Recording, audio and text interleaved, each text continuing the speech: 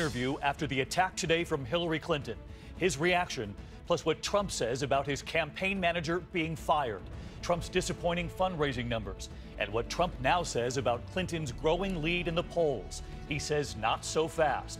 And will his children have a formal role in a Trump White House? Also developing tonight, the major bust just outside a major New York City tunnel. A car loaded with weapons. Police say rifles, handguns, and body armor. Escaping the flames, we're right there tonight as dangerous wildfires close in. Emergency evacuations at this hour as a new storm now moves into the east. Breaking now, the wife of the gunman in Orlando and what she has just revealed. And a major development after that actor was killed trapped between his SUV and his gate. What drivers need to know. This is ABC World News Tonight with David Muir. Good evening, and we begin tonight with our one-on-one just moments ago with Donald Trump. It's been a tumultuous 24 hours inside the Trump campaign, firing his campaign manager, new and disappointing fundraising numbers revealed, and tonight a new and blistering attack from Hillary Clinton. Tomorrow, Donald Trump will get his turn, but he's right here tonight. For the first time since the Clinton attack today, Trump now responding to her, to his fundraising numbers, to the national poll showing Clinton growing her lead. But he says, watch Ohio and Pennsylvania. Our sit-down came a short time after Clinton made the case, calling Trump's economic policies, quote, dangerous. Just like he shouldn't have his finger on the button, he shouldn't have his hands on our economy. Right afterward, we took those very words to Donald Trump, and here's what he told us. Hillary Clinton said of you just today that just like he shouldn't have his finger on the button, he shouldn't have his hands on our economy. Were you watching? I was not watching. I heard what she said. I built a great company. It's worth tens. I mean, it's just a very, very valuable company. Some of the greatest assets in the world, including with what we're sitting on right here. She has a bad temperament. She would do so badly with the economy. But you know their argument that President Obama inherited the Great Recession, that he created 14 million new private sector jobs in 6.5 years. But we haven't come back. We have a dead economy. We are dead stagnant. We're losing our jobs to Mexico. We're losing our jobs to so many other places. I mean, you look at Mexico, what they're doing, it's unbelievable. It's like a modern day miracle where the companies, whether it's Carrier or Ford or so many other companies just pouring into Mexico. You know, you bring up Carrier, Ford, you've criticized Apple for taking jobs overseas. And Hillary Clinton said something today that we'll likely hear again from her in this general election, that the Trump ties are made in China, the Trump suits in Mexico, Trump furniture in Turkey, Trump barware in Slovenia. It's true. And you know why? Because they devalue their currencies and they make it impossible for companies to compete. And she doesn't have to say that because I say it all the time. I say, unfortunately, my ties are made in China. And I will say this, the hats, Make America Great Again, I searched long and hard to find somebody that made the hats in this country. But back to that point, when you criticize Carrier and Ford and Apple, you know what the Clinton camp is going to say. They're going to say, how do you criticize them when you're doing the same thing? I openly say I do it, but you know what? Let them charge me a tax when the tires come back in. I mean, let them charge me a tax. I'd love to be able to not to do it. And the way we're not going to be able to do it, and the way people will stop doing it and stop moving, as an example, Carrier announced they're leaving 1,400 great people that have worked for them for many, many years, and they're moving to Mexico. But if we put a barrier from them, and we have no choice because we're losing all our companies. What kind of a barrier are you talking about? Because the argument is that will hurt the economy on this side. It's not going to hurt the economy. It's going to make America much richer. There was something that she said today. She pointed to something that you have set out in the campaign trail, saying, I'm going to do for the country what I've done for business. But then she argued that you intentionally ran up huge amounts of debt, you bankrupted your companies not once but 4 times, and that hundreds of jobs were lost. How are you going to respond to Clinton? And were average Americans affected in any way by these bankruptcies? Okay, so what I've done is I've used brilliantly the laws of the country, and not personally, just corporate. And if you look at people like myself that are at the highest levels of business, they've used, many of them have done it many, many times. But did any average Americans pay the price, though, for that? No, but I'm running a business. You have to understand, I'm running a business. I'm running a business for myself, for my company, for my employees, and for my family. Hillary wouldn't have any idea how to do that. Don't forget, somebody has to understand debt. She doesn't understand debt. We know this will be her argument this fall, that every major candidate in the last 4 decades has shown the American people their taxes. She says maybe you paid nothing or close to nothing. Maybe you're not as rich as you say you are. Maybe you haven't given away as much to charity. So I wanted to give you the opportunity to respond right now to Hillary Clinton. Will you reveal your taxes to the American people before the election? As soon as the audit's done. I'm under a routine audit. I've been audited many, many years in a row. There are audits that go, and they're routine. And by the way, you don't learn very much, if anything, from a tax return. I filed but they'll learn your tax papers. rate. No, but I filed papers with the federal elections. Now, when the audit's complete, 100%. I don't care. Now, a lot of people haven't filed their tax return. A lot of people haven't given their tax returns prior to a number of years. What if that audit is after Election Day? Is there a chance that your tax return won't be? I don't know that it will be. I hope it's not. But you know what? If it's before I give my tax returns, I have no problem with it. There's a chance we there won't would see be them. a chance, but I think it would probably be done before. It's very routine, but there would certainly be a chance. And about this question over charity that she brings up on the campaign trail, do you want to reveal how much you paid to charity? Oh, I give a lot of money to charity. I would certainly tell you about it, but I would give you. I'd have to come up with a number. I think I revealed over a period of years I've given over $100 million to charity. I think $102 million or something thereabouts to charity. But you can come up with that number for us. I think I would. Yeah, I would have no problem with it. Your former campaign manager, Corey Lewandowski, fired in the last 24 hours. He told us that he didn't see this coming. Your son, Don Jr., told me this morning that he was in the room for that firing. How big of a role do your children play in these decisions? I really have them involved mostly with the business, and you know, they're people that I have great respect for. They're my children. I have great respect for them. But back to your son being in that room, Don Jr., that was pretty eye-opening for a lot of people, I think. And will there be a role for him, a role for Ivanka in a Trump White House? Probably not. I would leave them to run the business. And I think that's what they really like doing, and that's what they're doing now. We brought up Corey Lewandowski. He's now out, so you fired your campaign manager. Some pretty disappointing fundraising numbers for May. Well, they're not really. I mean, I think there was only one day that was reported. And just so you understand, we've actually had some very good days, but they're not reported yet. Let me just ask you, in the same time frame, though, you raised $3 million. Mitt Romney had raised $23 million in that time frame. John McCain, $20 million. And you're up against Hillary Clinton, who raised $25 million. Well, no, she's getting her money from the Wall Street guys and all the special interests. And I really don't, I'll be honest, you know, I've never raised money before for this because I've never done it before. I think I'd be very good at it.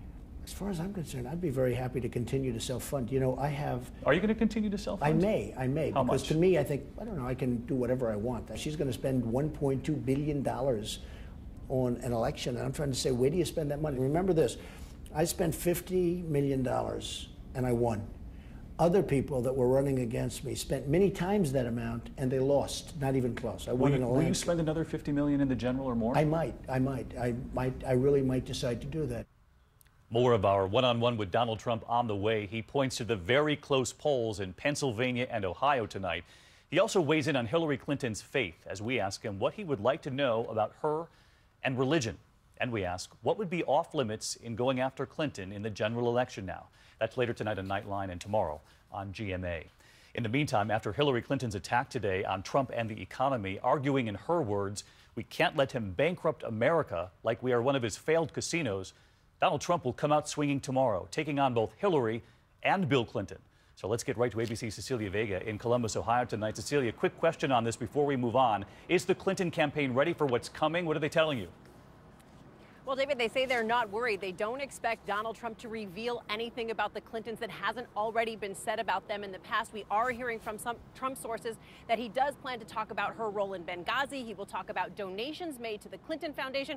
But look, you'll remember it wasn't that long ago that both sides seemed to be friends. You remember that photo from the Trump wedding? They were both there. Today, though, the gloves are off. Hillary Clinton hit Donald Trump for 45 minutes straight here in Ohio.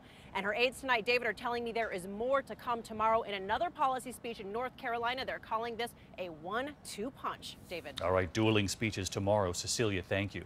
In the meantime, to other news tonight, there is a new storm system moving into parts of the east this evening, while in the west right now, heat warnings amid deadly triple-digit temperatures. All of it, of course, fueling more than a dozen wildfires in 7 states, 2 fires side by side north of Los Angeles. The giant plumes of smoke seen over the city skyline there. And this boy helping his family flee their home in the shadow of the fires. Mandatory evacuations for hundreds of people at this hour. And then that other storm. 30 million Americans are in the path in the east. We've got it all covered, beginning with ABC's Matt Gutman on those evacuations right now. Tonight, those 2 fires perched just outside Metro LA, threatening to merge into one explosive inferno. Aircraft buzzing canyon walls and treetops, the flames seeming to leap up at the choppers. Named the fish and reservoir fires, they've devoured over 5,000 acres in a single day and spewed embers skyward like volcanoes overnight. One of the fires allegedly caused when this pickup crashed off the road. Mandatory evacuation for the residents. Officials ordering hundreds to flee their homes. Miselda Ramos now packing up what's most important, her 3 kids. It's very terrifying to see all the fire, just imagining it coming down. One of the reasons this fire exploded overnight is because of this terrain. It is incredibly steep here. Now, fire crews haven't been able to make their way up these steep mountain walls, so the only way to fight this fire has been the air attack. With little wind, the heat has kept these fires alive. That heat wave topping out at 118 degrees in Phoenix, blamed for 5 deaths. Paramedics responding to more than 100 calls from those suffering in the blistering temperatures. David, some of the brush that you're seeing around me hasn't burned in decades here, which has made it very hard going for the firefighters here. And they're encountering conditions that they would only expect much later in the season. David. All right, back up and with us again tonight. Thanks, Matt. Let's get right to meteorologist Rob Marciano. We've got storms in the Midwest and in the East, but Rob, you were telling us this heat in the West, we usually don't see this early. It's extraordinary for June. As a matter of fact, Phoenix didn't even get below 90 last night. Heat advisories there through Thursday. Vegas, you hit a record today. Probably will do it again tomorrow as this heat expands out to the east into Kansas City, into St. Louis. Over 100 degrees tomorrow. Those storms in the east today from West Virginia into New Jersey. 80-mile-an-hour winds in South Jersey doing some damage there. And we look for more storms to fire up overnight tonight in the upper Midwest on the doorstep of Chicago tomorrow morning. Then lifting north throughout the day. The red and orange zone includes Chicago, Fort Wayne. Damaging winds likely there, continuing into the overnight. So a situation we'll have to watch tomorrow. All right, tracking it through tomorrow. Rob, thanks again. Here in New York City tonight, the Joint Terrorism Task Force was called in for a time after a stunning discovery in a vehicle just outside a major tunnel into New York. Inside the vehicle, this arsenal. Police say they found guns, ammunition, knives, camouflage equipment, and more. They arrested 3 people in the truck.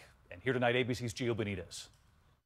The arrest taking place during morning rush hour at one of New York City's busiest tunnels. This distinctive truck stopped by police for a cracked windshield, but inside, an arsenal of weapons found. 7 guns, including an AR-type semi-automatic rifle and a shotgun, body armor, knives, 2,000 rounds of ammunition, even a military-grade helmet. He had the driver exit the vehicle. And when the driver got out, he noticed a .45 caliber handgun on the driver's seat that the driver was sitting on. But early fears of a terror connection gave way to something else. According to police, the 3 people in the truck said there's a reason for it all. They were on their way to rescue a 16-year-old girl from a New York drug den. It turns out the driver, John Cramsey, just lost his 20-year-old daughter to a suspected heroin overdose, according to a medical examiner. Cramsey, who owns a gun range in Pennsylvania, alluded to his plans to rescue the 16-year-old on Facebook, telling one of his friends, quote, "How about a road trip to New York to do an extraction? Saving a 16-year-old girl is priceless." And David, tonight Cramsey and those 2 passengers have been charged with illegal gun possession. And in another bizarre twist, police say they found the girl Cramsey was looking for, and they say she told them, "I don't need to be rescued." Police are still investigating. David. Gio Benitez tonight. Thanks, Gio. To Orlando this evening and this question. Could the nightclub massacre have been prevented? A source close to the investigation now telling ABC News that the gunman's wife told investigators that she saw him leave with a bag of guns that night and that she tried to stop him. ABC's Lindsay Janis is in Orlando. Tonight, Omar Mateen's wife telling investigators more about the night of the massacre. A source telling ABC News Noor Salman saw her husband leaving the house with a bag of guns, also describing her attempt to stop him from leaving, saying she was, quote, concerned. Soon after, Mateen opened fire inside that nightclub.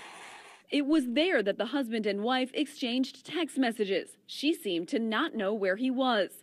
Investigators also revealing that the day before the attack, someone in the Mateen family bought 3 tickets to fly to San Francisco in July. And David, the FBI says it looked into Mateen twice in 2013 and once in 2014, each time finding no evidence to suggest he was a threat. David? Lindsay Janis, thank you. And to a developing story.